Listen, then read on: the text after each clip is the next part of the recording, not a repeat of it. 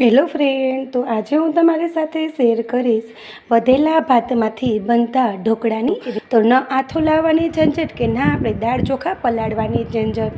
ફક્ત વધેલા ભાતમાંથી વેસ્ટમાંથી બેસ્ટ આ રેસીપી બનીને તૈયાર થાય છે. નાનાથી લઈને મોટા બધાને આ વધેલા ભાતના ઢોકળા ખૂબ જ ભાવશે. તો ચાલો રેસીપીને શરૂ કરી દઈએ. અહીંયા વધેલા ભાત લીધેલા છે. તો આ રીતના રેગ્યુલર તમે જે પણ ભાત ખાતા હોય ને એ ભાતનો તમે ઉપયોગ કરી શકો છો. તો આ રીતના મેં અહીંયા બપોરે દાળ ભાત બનાવેલા હતા, તો હું નાઇટ માટે આ નાસ્તો બનાવી રહી છું. જો નાની મોટી ભૂખ હશે ને તો પણ તમારી ભૂખ જતી રહેશે.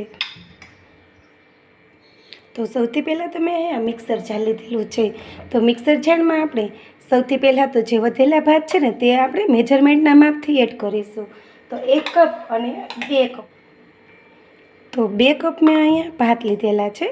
તો 2 કપ ભાતની સાથે આપણે 1/4 કપ જેટલો રવો એડ કરીશું. જો તમારી પાસે સૂજી હોય તો સોજીને તમે દળીને એનો ઉપયોગ કરી શકો છો. તો ત્યારબાદ આપણે 1/4 કપ જેટલો ચણાનો લોટ એડ કરીશું. ચણાના લોટનો ટેસ્ટ આ વધેલા ભાતના ઢોકળામાં ખૂબ સરસ એવો આવે છે. ત્યારબાદ મેં અહીંયા 1 કપ જેટલું ખાટું દહીં લીધેલું છે, તો તે આપણે એડ કરીશું. જો તમારી પાસે ખાટું દહીં ના હોય તો તમે ખાટી છાશનો ઉપયોગ પણ કરી શકો છો. ત્યારબાદ આપણે સ્વાદ પ્રમાણે મીઠું એડ કરીશું અને 1/4 કપ જેટલું આપણે પાણી એડ કરીશું અને સરસ રીતે આ બધી સામગ્રીને ગ્રાઇન્ડ કરી લઈશું. તો આ રીતનું બેટર આપણું બનીને તૈયાર થઈ ગયું છે. ના વધારે પાતળું કે ના વધારે થીક, જો આ રીતનું આપણે બેટર રાખીશું. અને બેટરને આપણે એકદમ સ્મૂથ નથી પીસવાનું. જો આ રીતના કણીવાળું બેટર હશે ને તો ખૂબ સરસ એવા ઢોકળા આપણા બનીને તૈયાર થશે. અને આ રીતનું જો બેટર હશે ને તો ઢોકળા તમારા ચીકણા પણ નહીં બને. તો હવે આપણે એક બાઉલમાં ટ્રાન્સફર કરી લઈશું.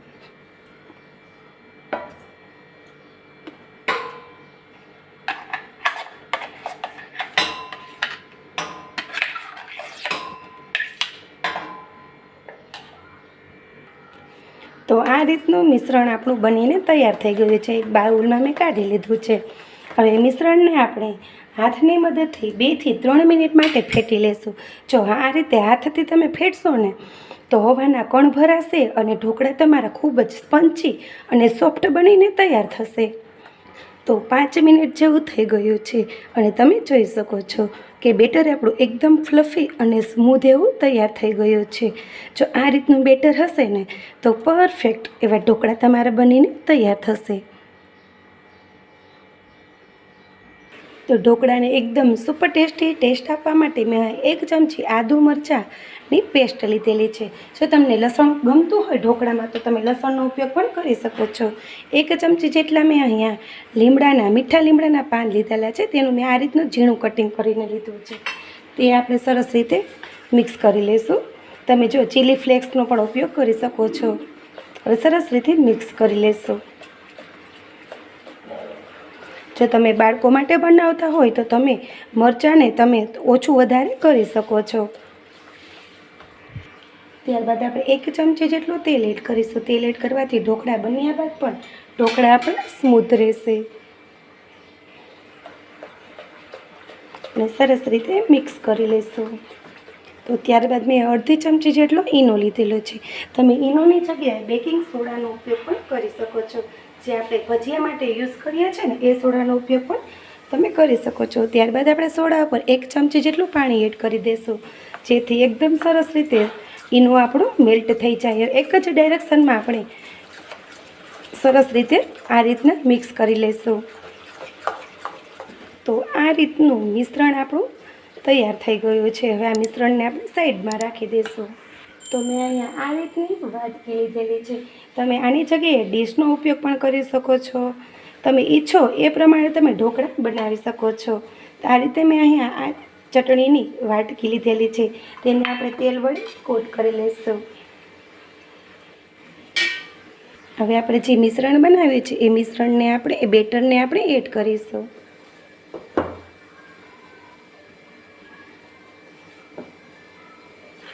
આપણે આખી ડીશને નથી ભરવાની. જો ફૂલશે ને એટલા માટે આપણે થોડીક સ્પેસ રાખવાની છે, મીન્સ કે જગ્યા રાખવાની છે.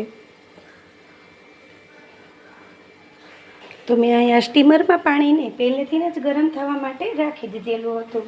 તો સરસ એવું પાણી પણ આપણું ગરમ થઈ ગયું છે.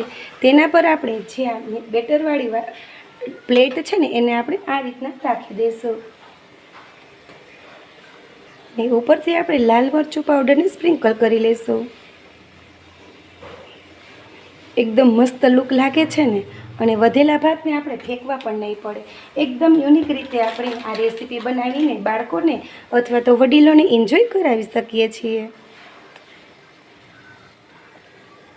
હવે ઢાંકણ ઢાંકીને જ્યાં સુધી આપણે ઢોકળા સરસ રીતે સ્ટીમ ના થાય ત્યાં સુધી આપણે રહેવા દઈશું. તો હાઈ ગેસની ફ્લેમ પર 7 થી 8 મિનિટ જેવું થઈ ગયું છે. તો તમે જોઈ શકો છો એકદમ મસ્ત, એકદમ ફૂલીને દડા જેવા ઢોકળા આપણા બની ગયા છે ને. તો હવે આપણે તેને ચેક કરી લઈશું. તો આ રીતના સ્ટીકની મદદથી આપણે ચેક કરી લઈશું કે ઢોકળા આપણા કાચા નથી ને. તો તમે જોઈ શકો છો એકદમ મસ્ત સ્ટીક આપણી ક્લીન આવે છે. તો સમજી જવાનું કે ઢોકળા આપણા સરસ રીતે કૂક થઈ ગયા છે. તો હવે 3 ડીશને હવે આપણે બહાર કાઢી લઈશું. તો આ રીતે બધા જ ઢોકળા આપણા બનીને તૈયાર થઈ ગયા છે. જો આ મેજરમેન્ટના માપથી ઢોકળા બનાવશો ને એટલે આ રીતના તમારે પણ 6 પ્લેટ બનીને તૈયાર થશે. તો તમે જોઈ શકો છો એકદમ મસ્ત કિનારી એની જાતે જ છોડી લીધી છે. તો બિલકુલ આપણે છરીનો પણ ઉપયોગ નહીં કરવો પડે. તો એની જાતે જ ઢોકળા આપણા ડિમોટ થઈ જશે. જો આ રીતના ઊંધી પ્લેટ કરીને ઉપરથી ટેપ કરશો એટલે ઢોકળા એને જાતે જ ડિમોટ થઈ જશે. તમે જોઈ શકો છો કે બિલકુલ છરીનો ઉપયોગ કર્યા વગર અથવા તો આથાની ઝંઝટ વગર અને પલાળવાની ઝંઝટ વગર વધેલા ભાતમાંથી વેસ્ટમાંથી બેસ્ટ ઢોકળા આપણા બનીને તૈયાર થઈ ગયા છે. અને એકદમ સ્પંચી છે ને, જોતાં જ ખાવાનું મન થઈ જાય તેવા બન્યા છે ને. તો જો હજી સુધી મારી ચેનલને સબસ્ક્રાઈબ ના કરી હોય ને તો સબસ્ક્રાઈબ કરી દેજો. સાથે બેલ આઇકોનને જરૂરથી દબાવજો આવી જ નવી રેસીપી વિડીયો સૌથી પહેલાં જોવા માટે.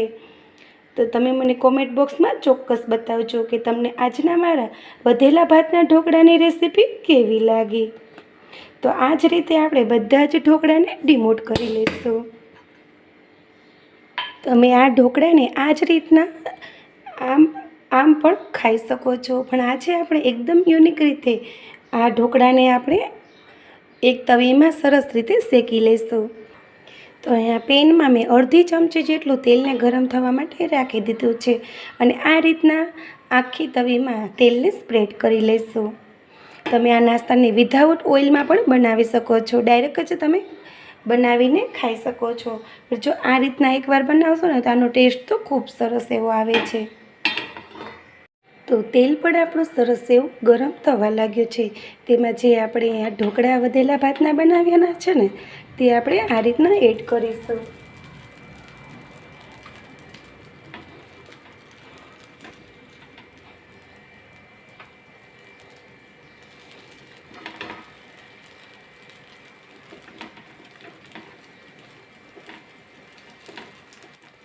તો એકદમ મીડિયમ ગેસ ઉપર આ રીતના આપણે ઢોકળાને ફેરવતા જશું અને બંને બાજુ સરસ એવા ક્રિસ્પી થાય ત્યાં સુધી સરસ એવા શેકી લઈશું.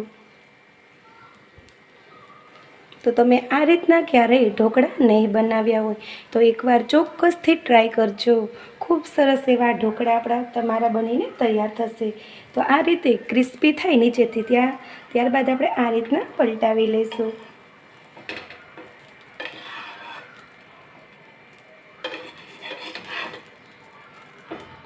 જો આ રીતના ઢોકળાનો ટેસ્ટ એટલો સરસ આવે છે ને કે ના પૂછો વાત. ખૂબ સરસ આ ઢોકળા તમારા ટેસ્ટી બનીને તૈયાર થાય છે.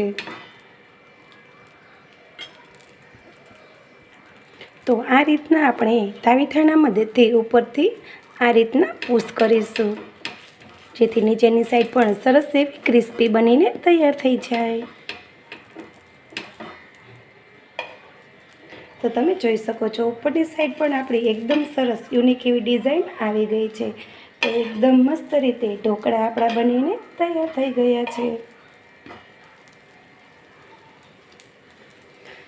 તો બધા જ ઢોકળા આપણા સરસ એવા તૈયાર થઈ ગયા છે. હવે ગેસની ફ્લેમ આ સમયે બંધ કરીને એક પ્લેટમાં સર્વ કરી લઈશું. તો આ રીતની મેં અહીંયા એક પ્લેટ લીધેલી છે. તેમાં આપણે જે વધેલા ભાતના ઢોકળા બનાવ્યા છે તેને આપણે આ રીતના એડ કરી દઈશું.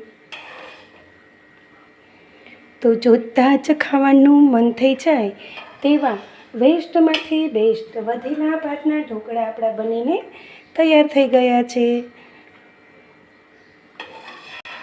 આજની તમને આ મારી રેસીપી ગમે તો લાઈક અને કોમેન્ટ કરવાનું ના ભૂલતા. તો ફરી મળીશું એક આવી જ નવી રેસીપી સાથે. Thank you friend. જય શ્રી કૃષ્ણ.